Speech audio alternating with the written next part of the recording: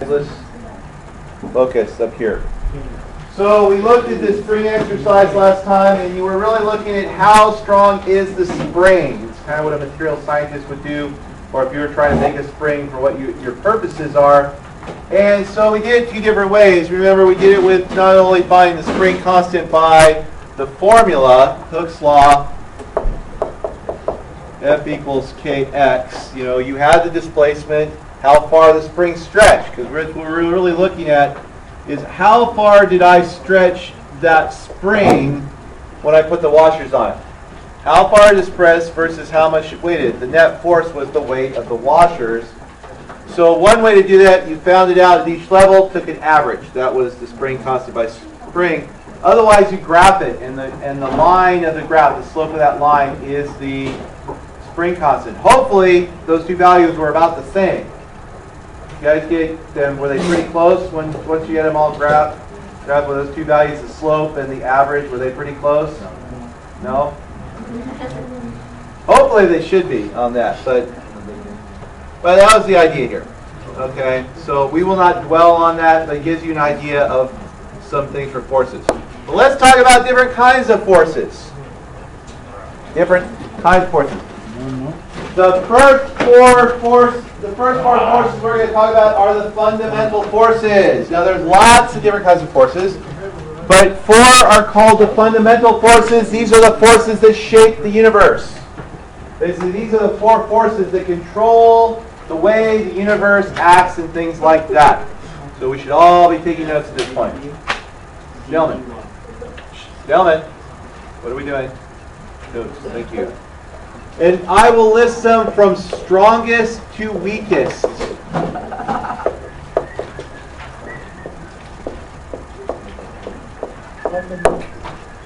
Strongest force is the strong nuclear force. This is the force that holds protons together in the nucleus. Probably at some point, especially when you learn that positive charges repel. If I have two positively charged objects, they want to repel each other. They don't want to stick together. You might wonder, well, how do protons stick together? And you probably were told something like, don't worry about it. They just do. Mostly it's because probably in middle school, elementary school, when you probably learned this, that teacher may not have always understood. Some of them, they don't understand all the physics involved. And that's okay. Strong nuclear force. But the strong nuclear force is what holds the protons together. It's greater than that electrostatic repulsion. Because when those protons get really close together, they are going to have a lot of electrostatic repulsion. But the thing is, the strong nuclear force is only greater than electrostatic force, that force that wants to push them apart, when you are within 1 proton diameter of each other. In other words, the protons have to be within 1 proton diameter. Is that a very big distance? No, protons are not very big. So they really got to be really close together. Also, this is a very finely tuned number. It's something like if it were I've read 0.1% greater, strong nuclear force is 0.1% greater, all matter in the universe would coalesce in one big blob. If it were 0.1% smaller, no proton would stick together. In other words, you'd only have hydrogen because protons wouldn't stick together then on that. So that's the strong nuclear force. The next is the weak nuclear force, and it's only weak as compared to the strong force. We don't understand this a lot. This one we don't understand very much about. It has something to do with beta decay. Beta nuclear decay is when a neutron will spit out a beta particle, which is an electron. So it spits out an electron and it becomes a proton.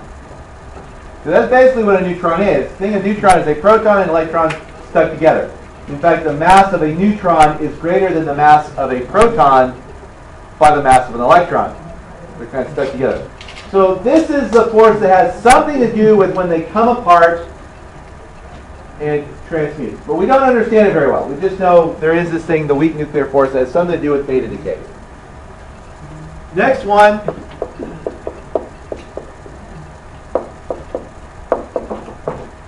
Electrostatic force, which you could also think is the part of the electromagnetic force. The electrostatic force has to do with charged particles. How do charged particles react to each other? Which is kind of important, like ionic bonds and these kind of things. This is how they stick together and all that good stuff. The electrostatic force is that electrical force, two positives, two negatives, and that sort of thing. The weakest by a lot, the gravitational force. Gravitational. The funny thing is, these two mathematically are the same. In other words, the formulas for electrostatic force and the formula for gravitational force are exactly the same mathematically. Different symbols, and we're dealing with different kinds of forces, but the mathematical relationship between how charges have forces between them and how masses have gravity between them are the same. So on that, so our gravitational force is much weaker, like on the order of like 10 to the 20th power, weaker than the electrostatic force. Because if the electrostatic force is related to magnets and stuff like that, electricity, magnetism, they're part of the same phenomena. Ever taken a magnet, flat it down, like pick a paper clip up off the table? Ever done that? Yeah. Well, that magnet, that little teeny tiny magnet, just overcame all of the gravitational force of the Earth. In other words, that magnet produced more force upward than the Earth could produce downward. That tells you something about the relative strength here on that. Okay, so these are those forces. And by the way, symbols you might see F sub E, F sub G on that. Force of gravity, force of the electron. Some other forces we see a lot. Now these are not fundamental forces, these are just some other forces we see a lot. Force of friction and F sub F. Notice I use subscripts that kind of tell us what they are. Tension, which is what you were looking at in that spring lab, because you were really looking at the tension on that when you were measuring with the scale. You were looking at tension. What was the tension in the spring and things like that? So our tension force.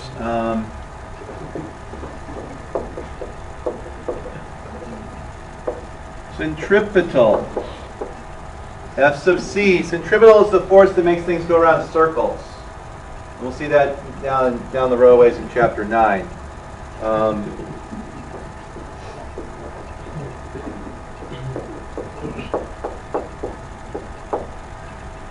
An applied force is like something that you do. When you push on something, that's the force that you put into it. Like today when you're going to do your exercise, you have an applied force. You're going to be dragging these little boxes, these little blocks of wood across your table. And you guys are supplying, you are supplying the force applied to the object. But remember, these are not the only ones. We're going to see other forces along the way. So these are just some of the forces we do along the way. In fact, we're going to be looking at force applied in friction today in your little exercise at the end of the period, which is practice. And also, what we're doing today in lab, in our exercise, this is practice for the lab next class. We do have lab next time. Shh. You need to take a walk. You're good? Okay. Also remember, I do have your test looks like it's going to be Thursday, October 27th. So if you, for planning purposes, just down the road. I know that's ways down the road on that. All right. Questions? Anybody need more time? Now friction, which is what our lab is about next time, and what our exercise is about today. We use a symbol of F sub F, force of friction, and our unit is, like all other forces, is going to be the Newton, capital N. And this is the force that opposes motion. Opposes motion. And you might make a note here. Friction can never cause motion. It can only oppose motion. Friction never causes motion. This is very important. Because sometimes it looks like when you're doing net forces that the friction is greater. It should move in that direction. You have to remember that friction never causes motion. It only opposes it. And when you get solids, in solids you can have kinetic friction, which means moving friction. Or if you're standing still, static friction.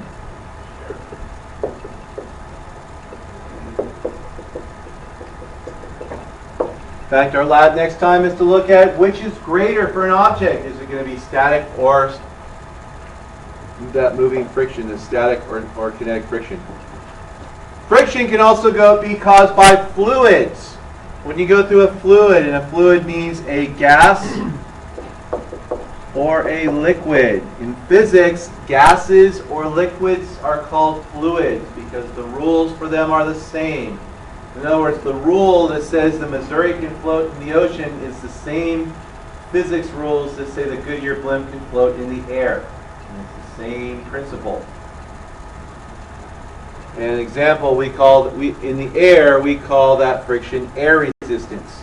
In the water, we have lots of water resistance. I mean, when you're in a ship, I mean, you turn off your engines, how much friction are there going to be? Even though big ships, even though they have lots of water friction on them, do take a long time. Like big super tankers, if you just shut down the engine on a super tanker, one of these big giant ones, you don't see them in the bay because they're too big. But they could take over a mile to stop. Even if they turn off the engines, it takes them like a mile to stop. Of course, you're talking about a ship that's almost a quarter mile long, too. Yes? What did you say about friction? We have kinetic friction. Oh, friction. Friction can never cause motion. It can never cause motion. Anyone need more time on this slide?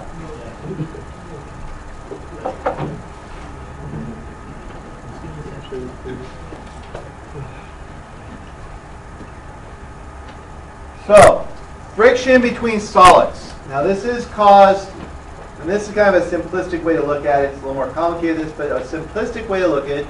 It's caused by the microscopic imperfections between the materials.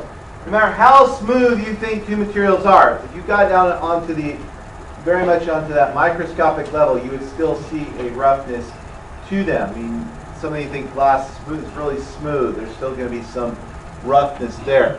And static friction is the friction that prevents an object from moving. Prevents the object from moving. One way to look at that is that if you're sitting there, you have this jaggedness on one surface, jaggedness on the other, and they kind of work into the grooves. And so they get caught. And it's very hard to work themselves out on that. Alright, so this microscopic, they get in there and they hold in there. It's very hard to move. And friction is that friction that prevents an object from moving. The net force, that force applied, if I want to get something moving, I have to apply a net force that's greater than that static friction.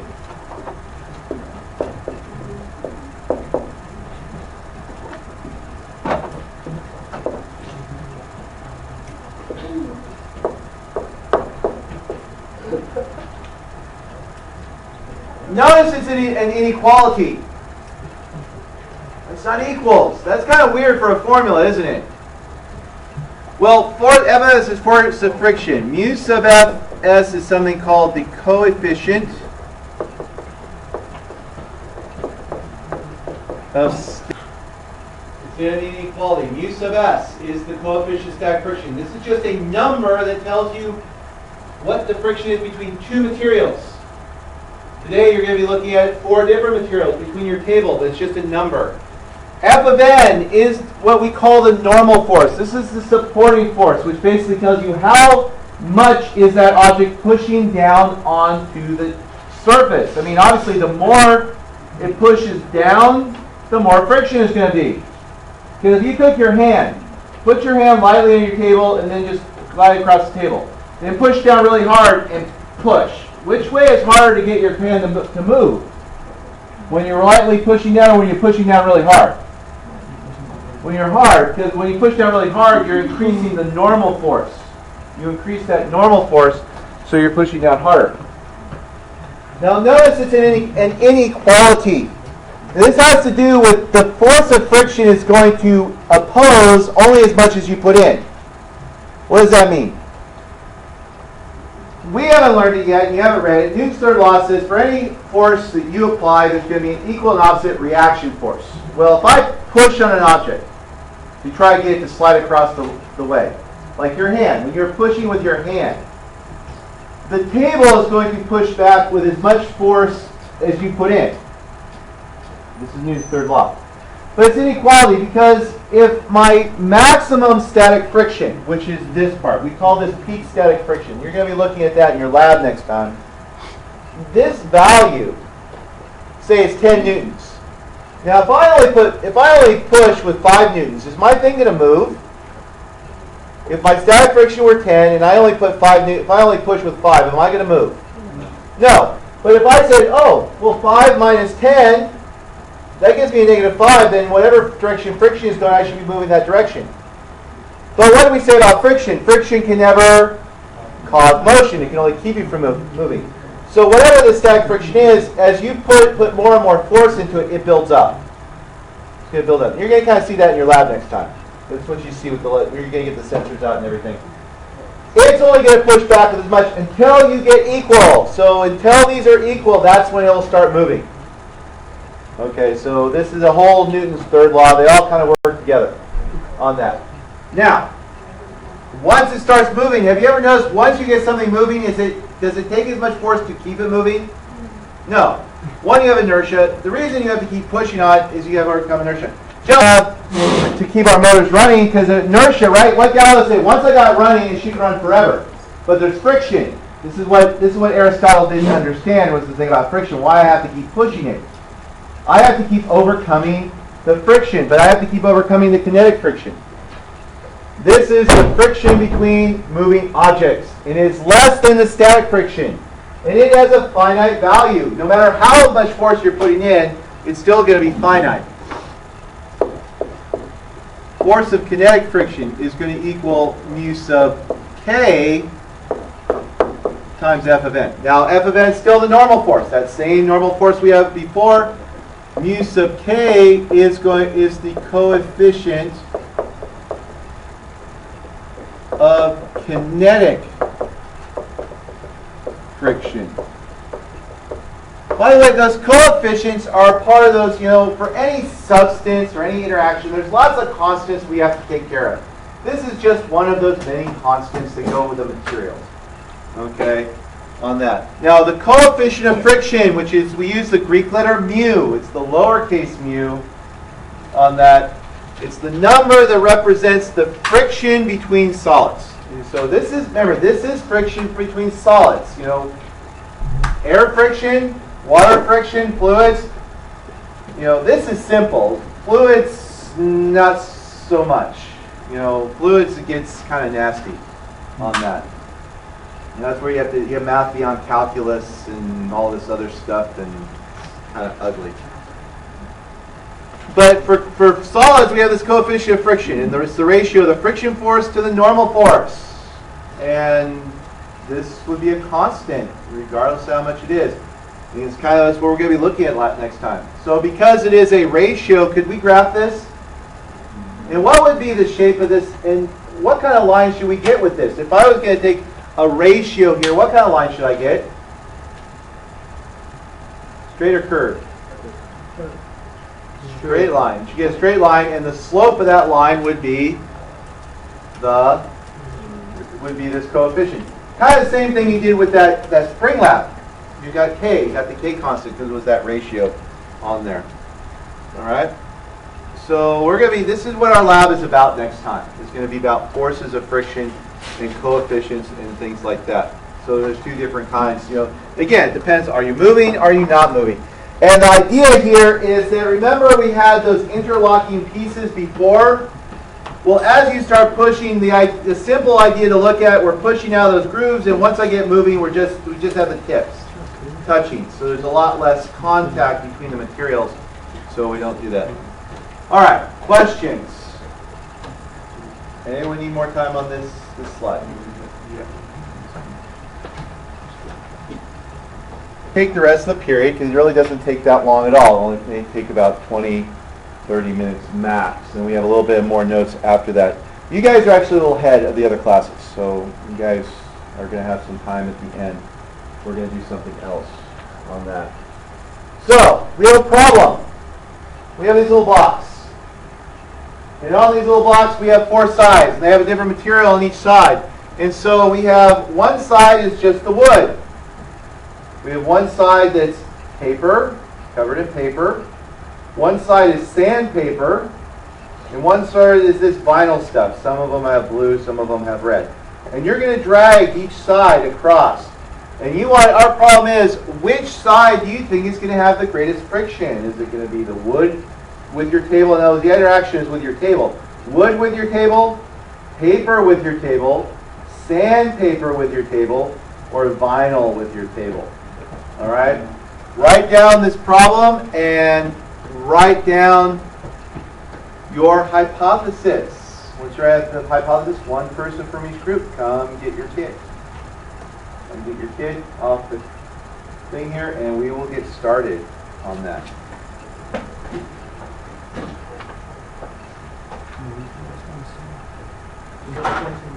Focus on what eyes up here. One, you have to make yourself a table. Now, first of all, how should we pull? You are going to be, basically as you pull this, we have a little string. Believe it or not, if you just hook on the hook to the hook, you don't get good data. It doesn't give you good data. You're going to pull this, and you're going to pull it across. But you also want to make sure you have that 1 kilogram mass. You need the 1 kilogram mass on top to give you enough normal force to get some difference. If you just pull the block, it doesn't work. So that's what the 1 kilogram mass is for, is you're going to put it on top. So when you're pulling it, just make sure that whatever, it just goes on top like that when you're draining across. So I have a question. If I don't pull hard enough, is it going to move anywhere? No. If I pull too hard, this thing is going to what? Is it going to accelerate? Remember, we're looking at kinetic friction. How could this scale that I'm pulling equal that I'm pulling this direction? How could it equal the kinetic friction that way?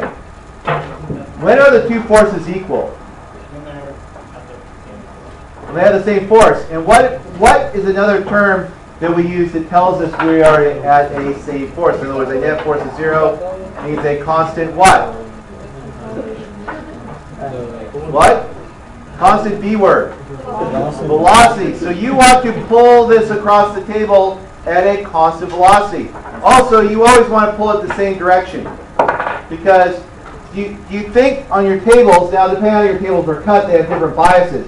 But you think it's the same one direction as it is the other direction? Could be, but let's think of cat.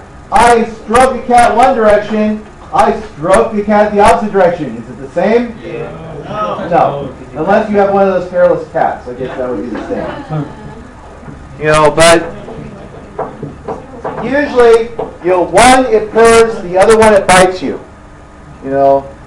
So you're going to pull it across that way. So also, we want to do 3 trials of each. So in your data table, you must, how many rows down you're going to need for this? Well, how many sides do you have? 4. Well, how many sides are you testing? 4, right? You're testing vinyl, paper, wood, and sandpaper. We're going to do 3 trials, and since we're doing 3 trials, you probably want to take in, I heard it, average. We take 3 trials average. So I'm going to have basically kind of some across, and I'm going to have some down, and I'm going to have probably 4 across, right? 3 trials and an average. So your data table, make a data table that allows you to do 3 trials and an average for each one. Let's say at about 5 after, we should be done. We'll come back and talk about this and then write our conclusions. Talk about it. All right? So you have about 15 minutes to take your data and get your calculation. So, friction. So, our conclusion. So, what did you find out? How many of you got vinyl as being number 1? Vinyl as being number 1. Okay. How many of you got paper as being number 1? As being have the most friction. The cardboard stuff? Yeah, the paper stuff. And we're talking. Okay, let's start this again. How many of you got vinyl being the most friction? Vinyl was the most friction. Is it the red one? It could have been red or blue. How many of you got the paper side as the most friction? How many of you got sandpaper as the least? Was that surprising? Yes. Yeah, it has to do with, one, you're not as much surface area in contact. And also, remember, it's the interaction with this table. What is the interaction with this table? Hard surface on hard surface. Well, this is a hard surface and that one, so it's just this interaction. It's also why some of you got paper, some of you got vinyl. It could be, these tables might not all be cut the same way. In other words, it could be how the table is arranged. One direction is different from another direction. A follow-on lab would be, okay, if we do it all one direction, then we do it all a different direction. Is it the same? If we went across this way, would it be the same? Different tables, things like that. Maybe if we looked on some of them, maybe some of them were manufactured at a different time, so they may have gotten a different coating. Because is this all happening where we can really see it? No, it's all on the microscopic level. Again, they feel smooth, but how smooth are they? But remember, this is what you're doing tomorrow. In your case, it's going to be wood. It's going to be a block of wood with the table. That's our interaction, is that block of wood with the table. So, we're going to finish up a couple of notes because we really need to know about some of these things before we go into it. And one is the normal force, because remember, that's part of friction. Normal force is part of friction. You're going to be calculating the normal force. And since it's going to be a horizontal surface, the normal force is going to equal the weight. But the normal force is the support force. Why do we call it normal? What makes it normal? Why is this a normal force? Well, the word normal here is the definition from mathematics. In mathematics, if something is normal to something else, they meet at a right angle. If you said this line is normal to this plane, that means they meet at a right angle. And the normal force is always at a right angle to the surface. Something you might want to note. No matter what angle the surface is, the normal force will always be at a right angle to that surface. Yes? Well, again, that you're using a different definition of normal.